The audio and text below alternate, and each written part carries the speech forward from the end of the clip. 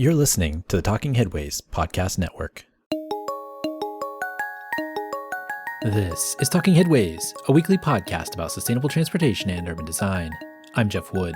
This week we're joined by Tim Fendley, founder and creative director at Applied. Tim chats with us about lessons he's learned doing wayfinding projects all over the world, including Legible London.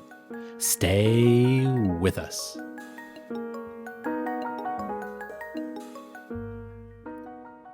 Today's podcast is brought to you by our generous Patreon supporters. Thanks so much for supporting each month. We couldn't produce this show or Mondays at the Overhead Wire without you.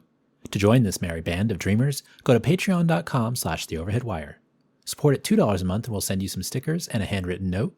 At $10 a month, we'll send you our famous bus-only scarf. Throughout the pandemic, you all have been super supportive, and we really, really appreciate it. Today's podcast is also brought to you by the projects of the Overhead Wire, sharing information on cities around the world with our readers and subscribers. Join us and try our one-of-a-kind daily newsletter for 2 weeks free. No credit cards, just an email address by visiting theoverheadwire.com. We've got 71,000 news links in our archive tagged by topic, so sign up and search away. And finally, we'd be remiss if we didn't mention our audiobook version of Raymond Unwin's 1909 classic, Town Planning in Practice. Go to raymondunwin.com to find out how you can download the book in your podcatcher and listen to each chapter like an episode of the show. We have a free Word document with timestamps on the site as well. Well, Tim Fendley, welcome to the Talking Headways podcast. Good to be here. Before we get started, can you tell us a little bit about yourself? I'm an information designer. I started my life as a typographer. So when I started to get involved in cities and realized that cities can be described in terms of city legibility, I thought it was kind of quite fascinating. Because obviously as a typographer, you learn a lot about legibility. And legibility to me in typography was kind of like looking through a clean window. You don't see the window, you see the wonderful view that you really want to be seeing. The window doesn't get in the way. For me, that was a good description of legibility in a city. Sometimes kind of clouds your view of the city. You can't see it. It doesn't explain itself. And I really loved applying these typographic ideas to a whole city environment. How did you get into that? Like, what leads somebody to start thinking about the built environment and how to get around it? And then also, how do you start that as a job? I was running a design company, Meta Design, with Eric Spiekerman, and we were really strong at information design. You know, we didn't really do big branding, which was kind of the rage at the time. And we did a lot of heavy information. So we redesigned all the forms for Companies House. We did all sorts of things. And a project came along in Bristol and we thought, well, this would be interesting. So we applied our information design, early days interaction design techniques to a city. And it was fascinating. It was a very successful project. How it kind of started was when we walked in, the city really had already had an idea of how they wanted to kind of explain the city.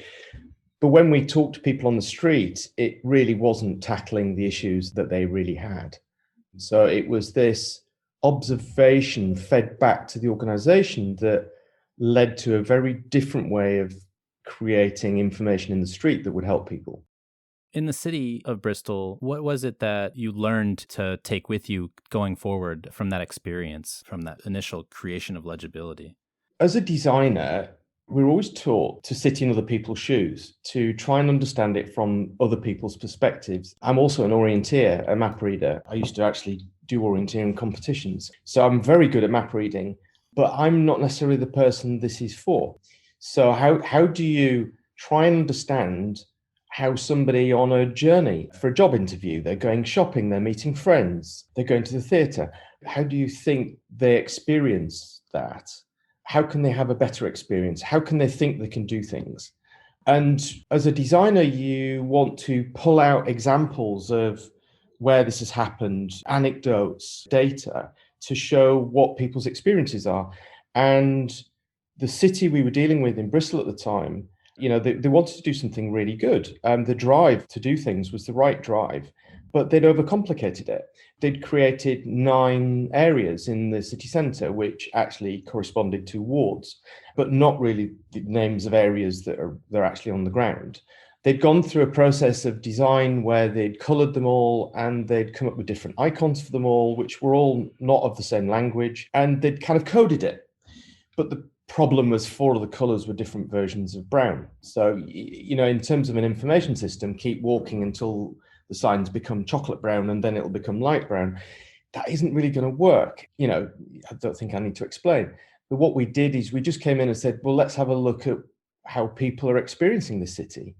And the council then started to realize, oh my word, I see what the problem is. They just don't understand where this new area we've built is, that it even exists, because they can't see it. So then in order to explain how to see what's on the other side of the city, we thought we needed maps to be able to place in the city, to give people a picture that they can't see with a vista. And then we kind of got their trust in terms of, we were talking about logic-based design, and we went all the way through to delivering a system with the council, thinking about people's experiences all the way along. What's the importance of the journey, getting from point A to point B in the process? I think this makes me think about a wonderful quote from E.O. Wilson, which goes something like, one of the issues with humanity is that we have paleolithic emotions, medieval institutions, and godlike technology. And we've done a lot of studying about those paleolithic emotions. Our ability to navigate, our ability to create pictures of places in our minds is from hundreds of thousands, if not more, years ago, instinct. If we couldn't find where our camp was, where our cave was, our family could die. It was pretty essential. So it's a deep instinct that we've all got. I think what I've done as an orienteer is been able to tap into that and know how to use it. But modern life means a lot of people don't need to tap into it, which makes them a little bit blind, and they don't have to be. So one thing about medieval institutions is that they will focus on the part of the journey that they're responsible for. Yet the experience from when you go to the shops or you're meeting a friend is from when you leave your house through to meeting them and getting back. For you, the experience is the journey. One issue that we have in the modern world, in our urban environments, is that when you're on a journey, let's just imagine you meet a friend and then, I know we can't at the moment, but we will be doing that soon. When you meet a friend and then journey back home again, you come across 5, 10, 20 organizations in order to get there.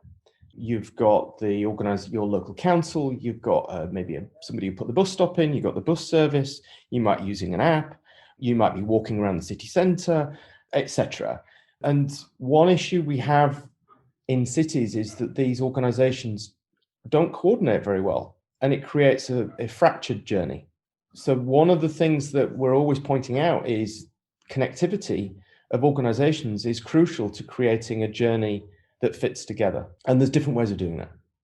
You mentioned the Paleolithic city. One of the things that it makes me think about are those YouTube videos with cats, where they put the cucumber behind the cat and the cat jumps because it thinks it's a snake. It's a kind of a cruel joke. You're not really supposed to do that. It's mean to the cat. But it also makes me wonder, what is the thing with humans that, if you did something to them, they would freak out because of their Paleolithic mind. And I think one of the things maybe is putting them in a place where they have no idea where they are, and they just totally have a complete freak out, and they don't really know how to get themselves out of it. That's right. And I mean, one thing I wanted to point out was we often see research where you're asking people, what about your journey? Was your journey good, etc.? We saw some of this research from Heathrow and it was all reasonably positive. And then we asked, well, where did they do the survey? And it was at the gate. So one thing that's Paleolithic is when we have a bad experience, we try and forget it.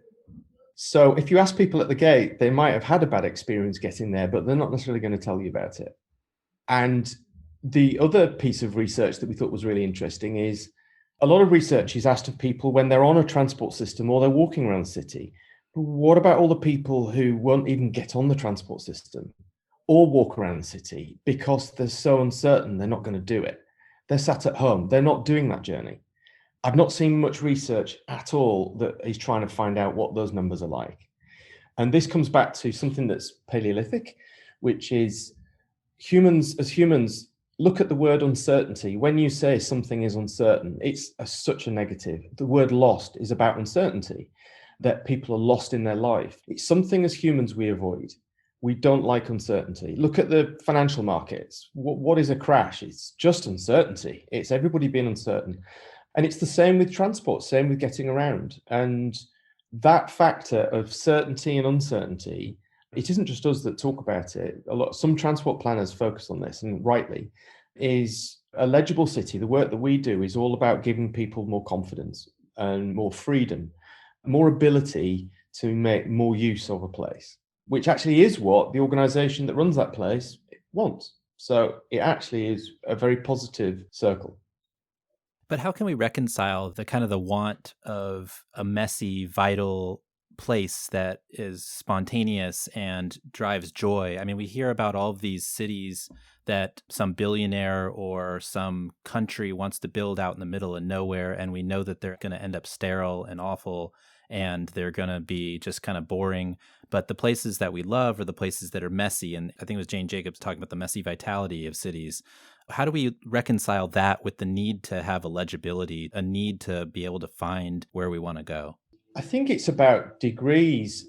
We've worked a lot in London. I mean, there couldn't be much more of a messy city, street pattern, ownership, rebuilding. It's every city we worked in, it's astonishing how much they're changing all the time. You can't control a city. That's what's wonderful about it. I'm with Jane Jacobs on that. What a transport system is, though, is a little bit of glue in between all of that allows you to make use of it. Let me give you an example. I don't think anybody would think that the London Underground system is boring and stale. The London Underground system allows you to turn up at any tube station, anywhere, 270 of them. It allows you to turn up at any one of them and end up at another one, reasonably certainly. Now, that is an incredible system. And when the tube system was built, it was built by different companies. There were different railway lines. They had different information systems. I was dug into the history recently. What was interesting was that it was actually pulled together by an American, I didn't realize. But before it was owned and made into a public utility, in effect, there was a marketing agreement. The different railways realized that they needed to market these lines and how they connect to each other to benefit each other. So that the actual tube system as a diagram started before it was all controlled. There really is a desire to create this connecting tissue to allow the city to be really different. Actually, in terms of legibility, the more different the city is, the better it is. One problem we have when we get involved in master planning is a lot of our urban master planners, architects, kind of want things the same. They want this architectural similarity, which is really not good for legibility.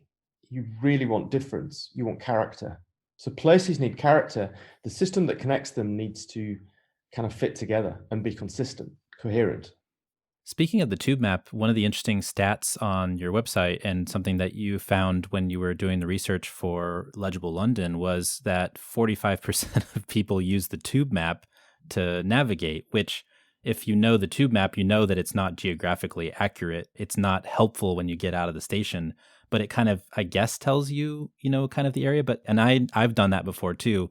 I was in London for the Olympics in 2012, and I would get out my tube map and be like, okay, so where am I? And I thought that was quite an amazing statistic and shows a need for even more legibility on the streets.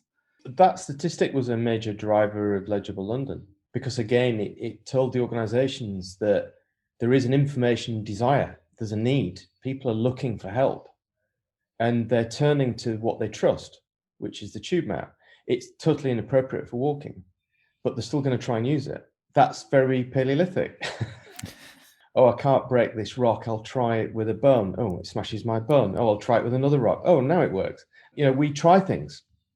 We work with what we trust, even if it isn't appropriate. The other stat that you might not have got was that the actual information that was on the street was being used by 3.7% of people. So there were 36 different systems in central London that we researched, pedestrian systems, and they were used 3.7% of the time. Those two stats were big drivers of Legible London. It's sort of like we're spending all this money on 36 different systems that nobody's using. And one of the main problems is people weren't even seeing the systems because it was just clutter. It was just, well, it doesn't help me. I don't recognize it. I can't trust it. So The idea of Legible London was just like the tube system, we need a walking system that is predictable. You know it's going to be there. You walk out of a tube station and it will be there. Don't worry, you will be able to find your onward journey, that last mile. Again, that was from research, that was the problem, was the last mile. There was a whole lot of projects going on about these walking superhighways all the way across London, but from one side of London to another is about an hour, 20-minute walk. And we were like, yeah, some people are going to do these hikes. Some people are going to walk to work for an hour. Great. Cycle, brilliant. But actually, the vast majority of walking journeys in London, of which I think it's 55% of journeys in London are walking, are within a mile. They are a 12, 15-minute walk from a tube station, from a bus station to where you're getting to. Anywhere longer than 12, 15 minutes, and you really consider other forms of transport. Get on the tube, get a taxi, get a bike, cycle hire, etc. So the tube system was actually giving you a map of the whole city at a higher scale, but nobody was giving you a map of your local area, the lower scale. And Legible London was a system put in to give people that picture of the lower scale. And if we step back a bit, when was that decided to start thinking about that pedestrian scale and thinking about the mechanism to which you were going to help people navigate it, which is eventually called Legible London? But how did that all get started? I think for any project like that to happen, it needs some political will. The mayor at the time, Ken Livingstone, it's fascinating seeing how mayors work. He'd done two things. He'd set an objective, which is we want to make London the best walking city in the world by 2025, something like this. Or 2020, I can't remember the exact date. And the other thing he did when he first became mayor was he created Transport for London, which was London buses, London Underground, London streets, etc. He put them all together and gave them a strategic objective, which is to deliver transport. And the area that you to look at is from building edge to building edge. In other words, the whole street. So we're not here just to deliver bus services. We're here to get people to places. That TfL still is in a process of changing, understanding that strategic objective. I think that is incredibly a lot of foresight into that. The objective that he set, we want the most walking city. To be honest, the councils we were working with and TfL were like, what does he mean? What does he mean? What does he want? How do you measure that? But what it did was it created a drive. It created a focus to actually, well, let's do something about walking. The gestation of Legible London was a walking study, a competition that we won, which was asking for a new standard of signs in central London. And we basically responded and said, we don't think it's a standard that you need, it's a system. We found, I think I've just covered it, 36 different systems, most of them fitting within current standards, some of them not, some of them developing their own.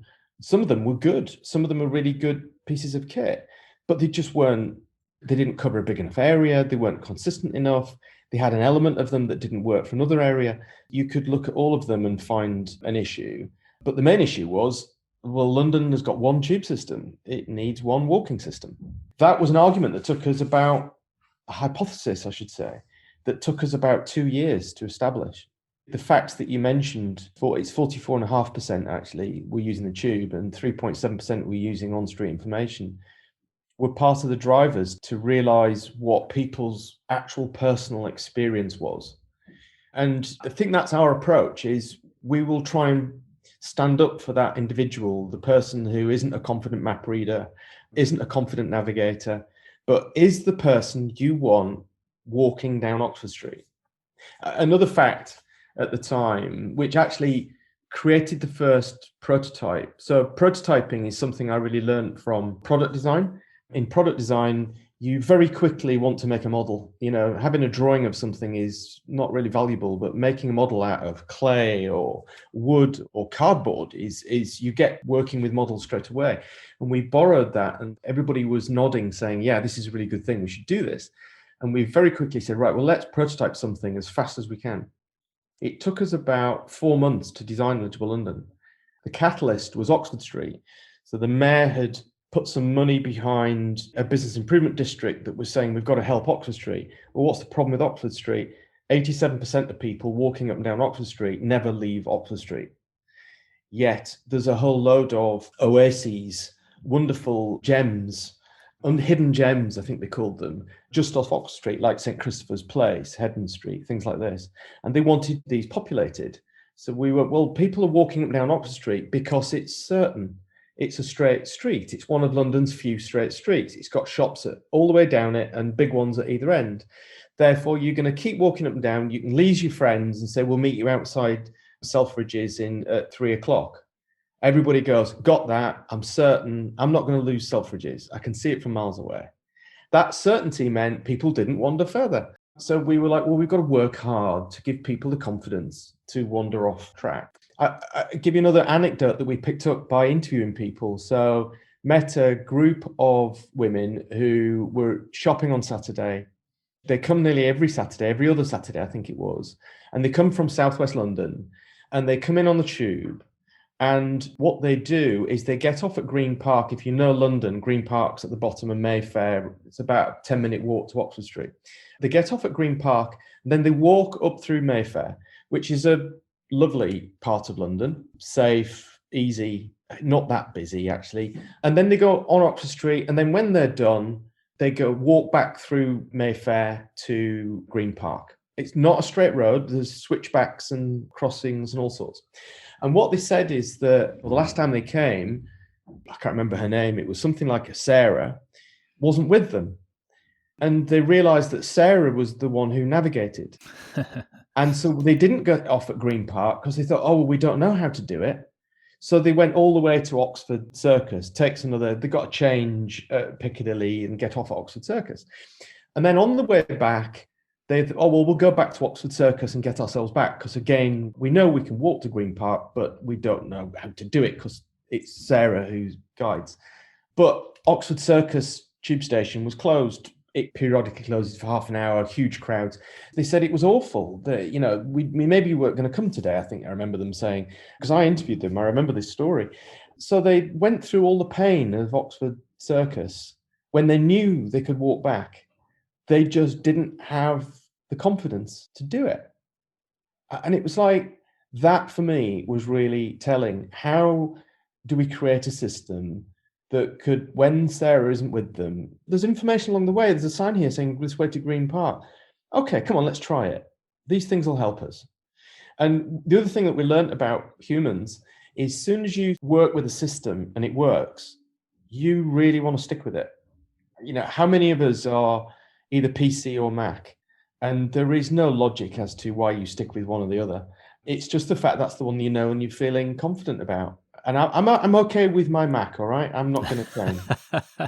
I have both. I have one right in front of my PC, and I'm talking to you on a Mac, but I understand. Right. It's very human to have one system. We've got one system of cars. It's got a steering wheel and a gear stick in the middle and an accelerator on the right and a brake on the left, right? And a clutch sometimes on the very left. And car manufacturers have learned you don't mess with that format because you want anybody to just jump in your car and not crash it. But when cars were first designed, the accelerator was a handle. The steering wheel was handlebars to begin with because it was a motorbike. They put four wheels on. And it took a while for the standard to evolve with a motor vehicle. It was quite quick, but everybody's forgotten about it. And it's a city system is the same thing. If there is a system, it needs to be really well looked after and built on and not over confused. Look at the tube system.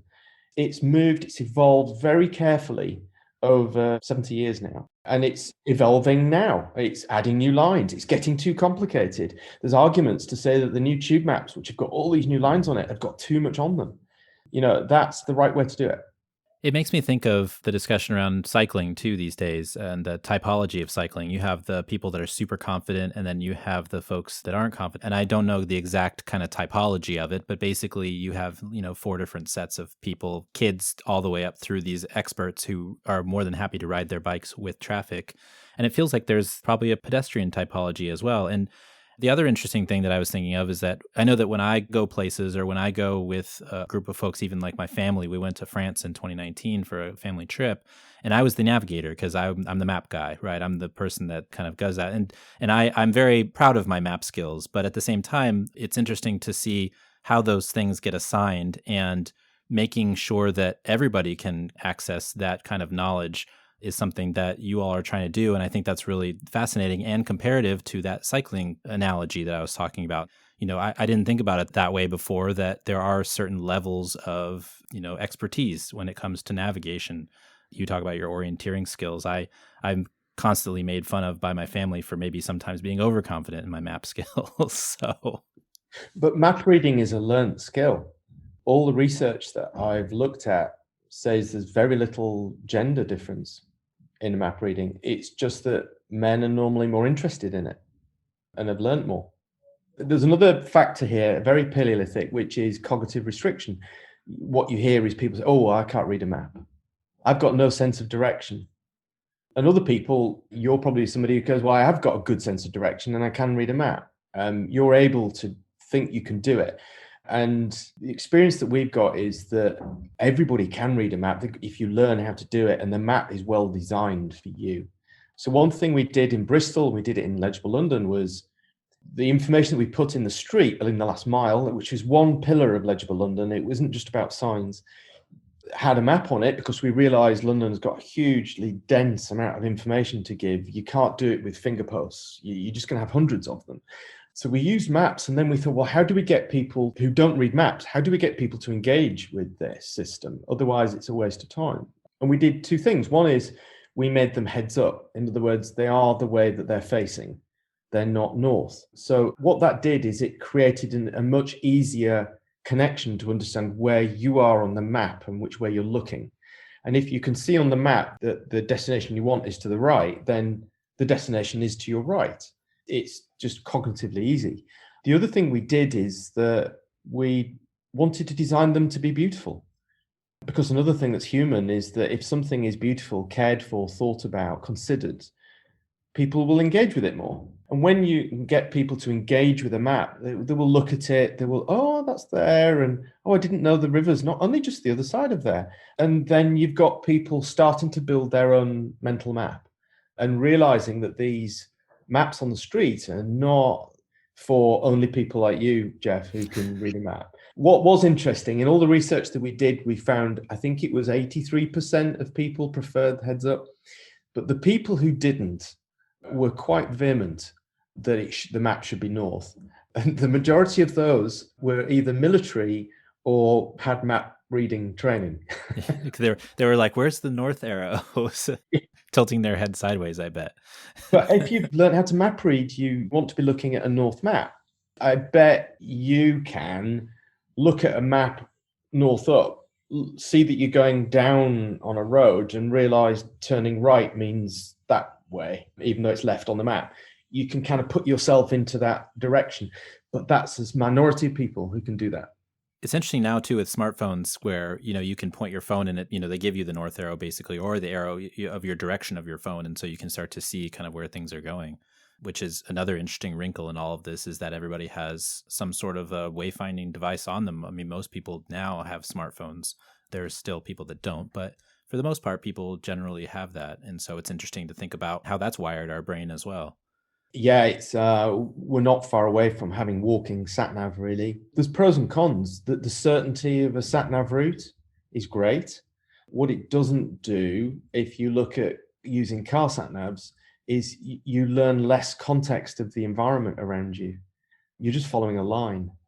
And part of Legible London and the systems that we develop, it's about getting you from A to B, but it's also about exploring and adventuring and trying different things out in an area, understanding what that area's got to offer. One method we use is we use more mindsets than personas. So one mindset we call, it's actually came from TfL, was striders and strollers. So, 1 minute you might be striding to a meeting, got to get there, get out my way. I want to make sure I'm there on time. But when you're there 20 minutes early, you might be a stroller thinking, okay, I need to find a coffee shop. And you'll go on a bit of a circle hunt for a coffee shop, remembering where the destination is that you're going to. That's one strategy. But thinking about how it works, SatNav is good for striders, doesn't really look after a stroller who wants to explore and get lost. I mean, we also, something very early on in Legible London we talked about is We want to give people the confidence to get lost. Go get lost. Because when you want to find out where you are, you can jump back into the system and go, okay, we're here. I now know how to get back to base. That we think is a freedom that is pleasant. Right when I was there were Boris bikes there. Now, I guess that has a different term. Maybe there's something else now, but they're called Boris bikes. Now it might mean something totally different. So it's nice to kind of lose yourself on the bike, even just kind of disappear into a neighborhood or go somewhere and just know that on one side there's a place to park it and you're leaving on the other side, and maybe you just wander throughout the city on the other way. And when I was there for 2.5 weeks, and obviously there weren't sports going on all the time, so there was lots of hunts for random things. I was looking for antique map shops, I was looking for pubs, I was looking for the map that changed the world, I was looking for all these things around London, and I wandered aimlessly many of the times, and it was nice to do. That technology discussion is also interesting because there's so many companies now that are out there, especially social media, that are trying to nudge us and try to change our behaviors through just kind of like little nudges. And so I'm curious how Legible London does that for people outside of that tech world, because you're kind of doing it in a more analog way, it feels like. Yeah, but I think the future is analog and digital working together. What's behind Legible London is an agreed terminology. I was looking recently at a transport system, and I looked at photographs of the station entrance names. Then I looked online and found 4 or 5 different versions of the names of these stations on different people's maps and transport systems. What is at the core of a legible system is an agreed terminology. It's easy in London because the names of tube stations, for example, are just so embedded. Piccadilly Circus tube station. Everybody who draws a map of the city or tries to communicate it knows to call it that. But in a younger city or a transport system, that's less embedded. And if the transport system changes the names, that's even worse. Names become really embedded in your mind and hard to shift when they're in there. Hard to get in, and then hard to shift. So first thing that's really important to develop a transport system or a walking system is the terminology. Often overlooked. And that's how digital and physical connects together. Back to your question, the digital has to represent and display the physical space. I'll give you an example. So we've done a lot of work in Toronto, working there for a number of years. They've got 10 different regional transport systems, but it makes up Greater Toronto. A lot of people, transport's a huge issue. When we first got involved, back to what I was talking about earlier, part of the research, we talked to a lot of people, but we also found some volunteers and we gave them a journey to do, to try and understand how they experience a journey. One volunteer was a daughter of somebody who was working with us, and she was early 20s. And we just basically said, you've got to get to the other side of Greater Toronto and back again by a different route. And then just record everything that you do. So, we didn't ask her what tool to plan her route, anything. She went on Google or Apple Maps, I forget which, one of those systems, and plotted her route there and plotted her route back. Then she embarked on that route. It was about a 3.5 hour journey. Long story cut short, it took her 11.5 hours to do that. And she didn't actually make it back. It was dark and she rang her mum and said, can you come and get me from this station? I've had enough. 11.5 hours. And there was no services cancelled. Nothing was broken. Everything was working. We checked. But what had happened, one little mini example is, she got on at Union Station and got on the fast train to travel a big distance. And she knew she needed to get off at this station and jump onto a bus to get the next part of the journey. And what you've got in a lot of North America are bus stations next to train stations, a bus loop, sometimes called in Canada. And it was one of those. You can imagine it. It was out of town, out of city centre, but with a bus station. She got on the train. She didn't know when the stop was, never done this journey. She didn't know which stop to get off. So she just looked outside at the station name in every station until she could see the name of the station, which was Flint Station or something.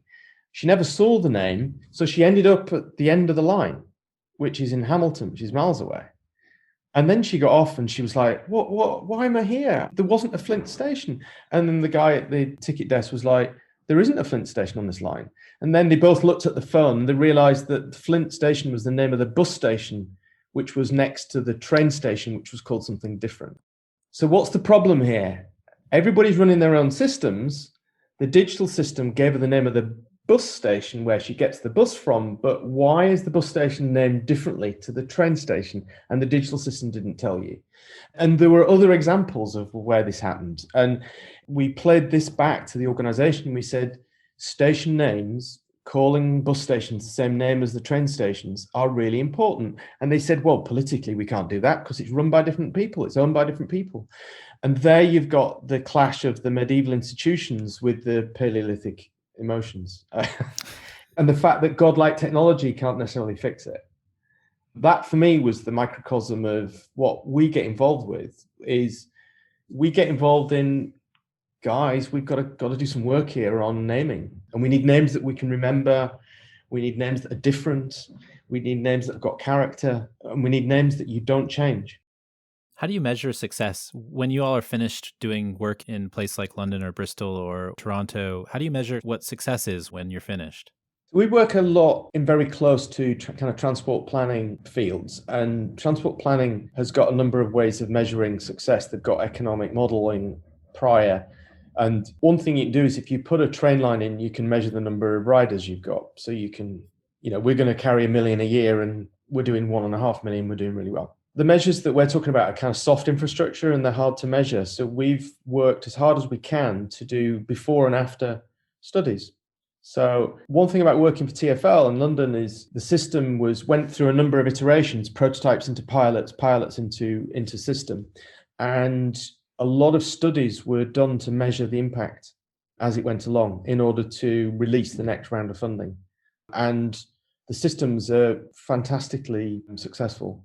One of the drivers, Walking City in London, was that walking was actually reducing in central London prior to Legible London. It's now gone up 5%, which is a lot of journeys. I think its recognition of Legible London is now at 65% pretty quickly within a week or two. And satisfaction levels are high. It's a matter of finding a way of measuring the impact that it's having. Another interesting stat, I love the stats on your site, by the way, they're great, was the 7% stat. Basically that 7% of journeys could be walked instead of taken by the tube and would be faster. And a lot of people don't take those because it's easier to use that, as you mentioned, Paleolithic mind to get between those two places because you know exactly where it's going to go. Yeah. So that's interesting too. And especially during the pandemic, because you need to get more people off the tube and more people walking and biking and physically distant. Again, I've got anecdotes. I haven't got a big study to show it, but how many people have I heard saying, I didn't realize I could cycle in. I want to get into the office, so I've actually decided I'm going to cycle in because I know I don't have to go on the tube and I don't have to get near anybody. But their world just opened up. Their world just grew. It's sort of like, my word, I can do this. I think that's very Paleolithic. An understanding that we often use is that part of being human is that we can't see what we can't see. We've got a blind spot and we can't see the blind spot. The brain fills it in. The brain fills in your knowledge. If you don't know there's a river the other side of that row of houses, then there isn't a river. You're not aware of it until you're aware of it. One of the other interesting things also is the proliferation of a framing of the 15-minute city.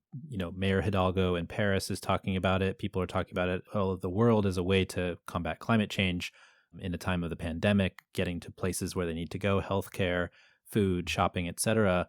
But to a certain extent, it's kind of a rebranding almost because they exist. They exist already. They're just now naming them something to kind of, I guess, kick them off. And so how does that kind of framing, that rebranding, that push to talk about them more lead to better outcomes? I think the 12 to 15-minute city is a really natural human form from everything that we've read and studied. I think it pops up in a number of urban design texts in different guises. It's the distance of a walk that you're willing to do to go for a coffee or meet friends or go shopping or find a transport point. And if you look at London, you can see all these areas and how they bump into each other.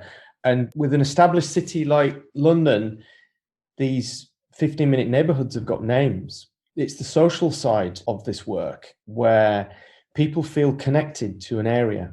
If somebody asks you a question, where do you live? You immediately think about the context.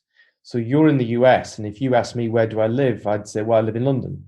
And then you go, oh, no, I know London. I lived there for 10 years. No, where in London? I go, oh, Clerkenwell. No. I know Clerkenwell. Whereabouts in Clerkenwell? Oh, Great Sutton Street.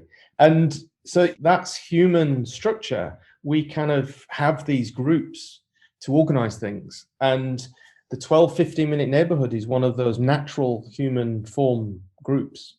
And what we've also realized is that the brain has a grid pattern that it plots geography on. And it has these grid patterns. This is the latest research that we've been reading. It has these grid patterns at different levels, at different scales. So there is a grid pattern in your brain that tells you that Mayfair is next to Soho, which is next to Piccadilly, which is next to Marylebone, etc.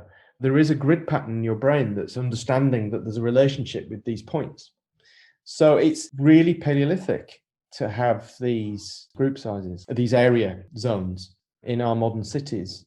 And I think it's all part of feeling belonging. If you feel like you live in Clerkenwell, you feel more of an affinity to Clerkenwell. You've got more of a desire to keep Clerkenwell safe.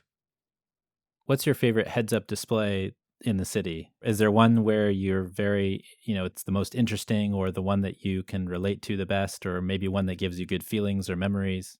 The favorite one, I think, is the prototype that we put in outside Bond Street. When you walk up the steps out of Bond Street Tube, there's a Legible London with a big map right in front of you on the street near the road. Bond Street is on Oxford Street, if you realise that. It's about 200 metres away from Bond Street Junction with Oxford Street, which is a pretty nondescript junction. So it's not a great name of a tube station. We actually observed people arguing, family arguing about somebody saying, this is Bond Street, and other people saying, no, we're on Oxford Street. Look, it's Selfridges over there. So the fact that we put a sign there, we allowed people to see that Bond Street was 200 metres away. We put an arrow at the top saying, Bond Street's this way. I hope helped a number of families not have an argument over there. Oh, that's good. Are you all working in the Bay Area at all? Yes, we are. Yeah. We've been working for about 4 or 5 years for Google, working with them on their campus further down the Bay Area. We're developing a city system for Seattle. We've been working on some ideas for Portland. And we've also just recently been working on the Salesforce Transit Center. That's a fun one. Yeah.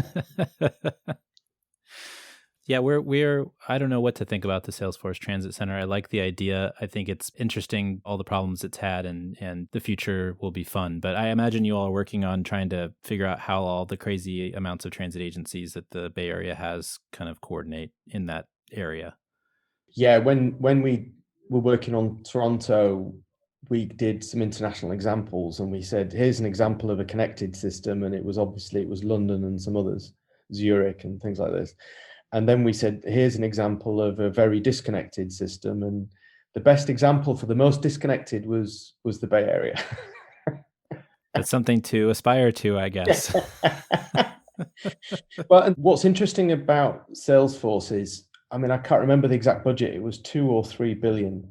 But I think that is symptomatic with a human desire to get into execution without really thinking what's the purpose of things.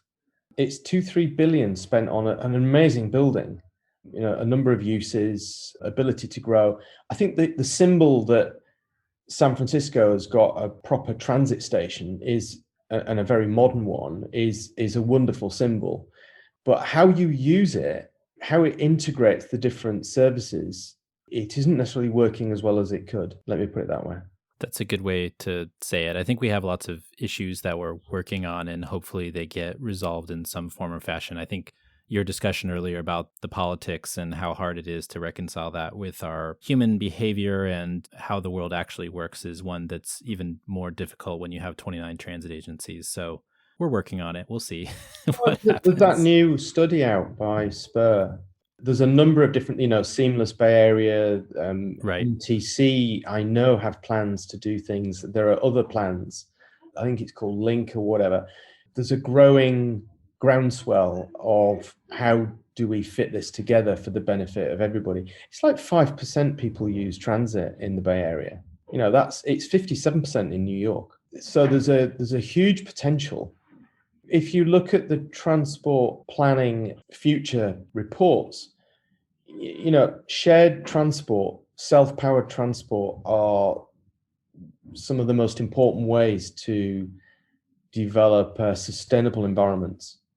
Of course, we'll always have vehicles, but you can't just keep putting more vehicles on the road. Transport carries so much more per square foot of space and energy use. It just makes sense. But people aren't going to use it if it's too difficult to use. Our vision is a transport system that's so unbelievably easy to use. Why wouldn't you? Why wouldn't it just be one in your, today I'm going to drive because I'm going to carry loads of bags, but tomorrow I'm going to go on the transit system because I get to read a book when I'm doing it. I think I can see that vision. It requires a lot of things to align, and it requires the designing of a system that everybody can agree to. I think that's the hardest thing to do. Yeah, I often say to friends, if it doesn't quite work for you, then you shouldn't have to try so hard to use it. I think that's the hardest thing. Is there's been times when I've tried to take transit and the person or people that I was trying to go somewhere with just refused. They said, I'm not going to do this. I've never been on a bus or train before, and I'm not about to start. And it's frustrating, but I can see where they're coming from. I'm somebody that's a quote unquote expert user. I'm in it for whatever it is, but we have to make it easier for everybody. And, when people go to Paris or London or Singapore or other cities where they have it kind of, mapped out and everything seems to be seamless, then people come back and rave about it. But then when they're back here, you get back on board after getting off the airplane and you kind of hang your head a little bit. I know I have a couple of times. But yeah, that's the goal. The goal is to be seamless, to make sure that it's easier than the alternative and making sure that everybody can get to where they want to go. But back to that point I just mentioned, there's a fixation with hardware. There's a fixation with tunnels and bridges and billion-dollar tickets. And that's needed. There needs to be more of this heavy infrastructure. But to actually put the soft infrastructure in is seriously low cost compared and seriously high impact. If the Bay Area could just make sense of the network that it's already got and make it easy to jump from one system to another and get that connection, I think you'd massively improve ridership. And the attitude of your friends you talked about would be, oh, I've heard somebody went the other day and said it was okay. They said I could do it.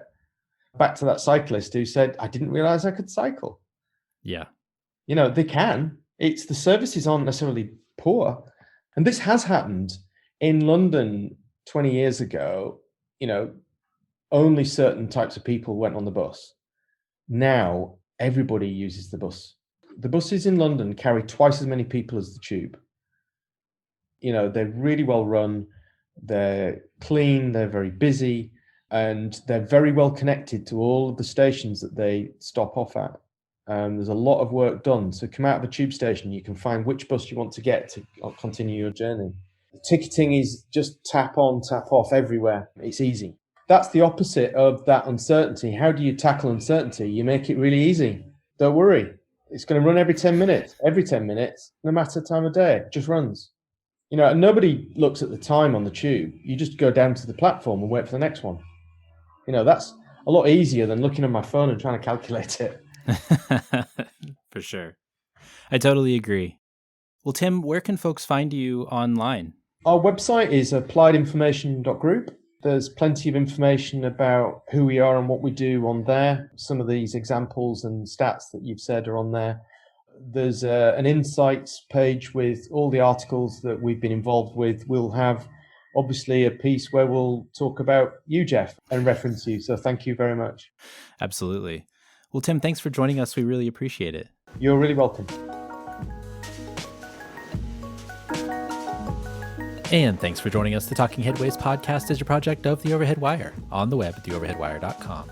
Sign up for a free trial of The Overhead Wire Daily, our 14-year-old Daily Cities news list by clicking the link at the top right of theoverheadwire.com. And please support the pod on patreon.com/theoverheadwire. Many thanks to our current patrons for their ongoing support.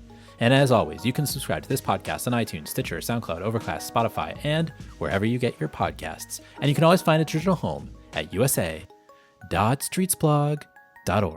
See you next time at Talking Headways.